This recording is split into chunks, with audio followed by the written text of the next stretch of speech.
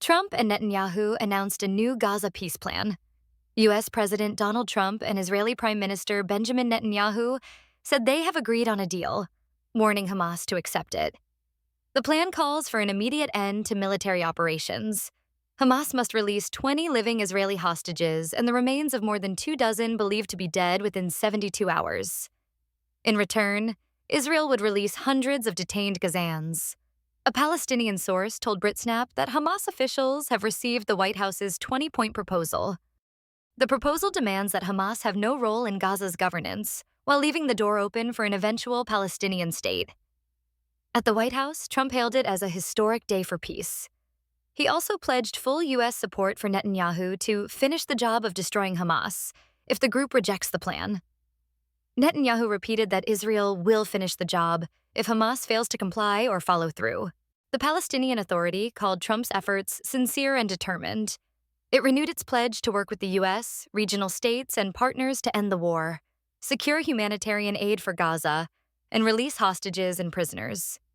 A joint statement from the UAE, Saudi Arabia, Qatar, Egypt, Jordan, Turkey, Indonesia, and Pakistan welcomed Trump's leadership.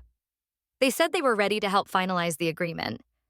They stressed the goal of a two-state solution that unites Gaza with the West Bank. The plan states that military operations must stop immediately, and current battle lines will be frozen until a staged withdrawal is agreed.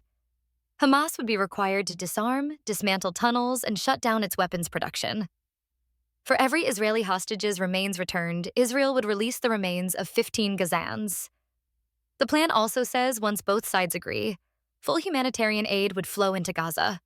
Future governance of Gaza would be handled by a technocratic, apolitical Palestinian committee. Oversight would come from a new international transitional body called the Board of Peace, headed by Trump.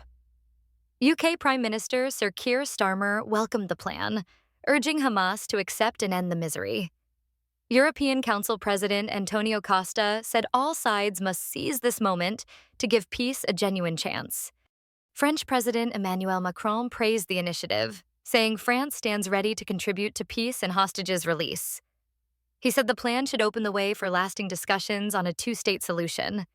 The text adds that Hamas must have no role in governance directly, indirectly, or in any form.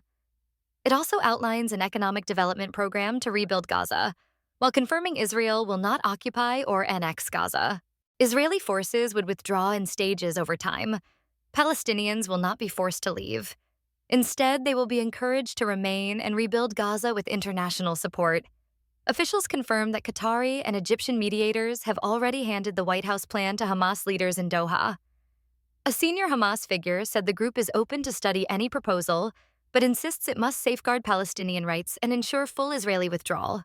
Hamas stated its weapons remain a red line as long as the occupation continues. The group said arms can only be discussed as part of a wider political solution that guarantees a Palestinian state within 1967 borders. The announcement came days after Netanyahu's combative UN speech, in which he condemned recognition of a Palestinian state as a mark of shame. Many diplomats staged a walkout, leaving large parts of the hall empty. Trump has staunchly backed Netanyahu since returning to the White House, but has grown frustrated with Israeli actions.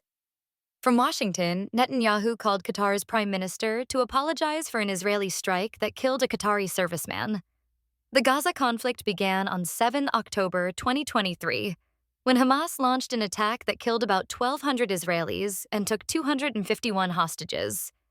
Since then, at least 66055 Palestinians have been killed, according to Gaza's health ministry.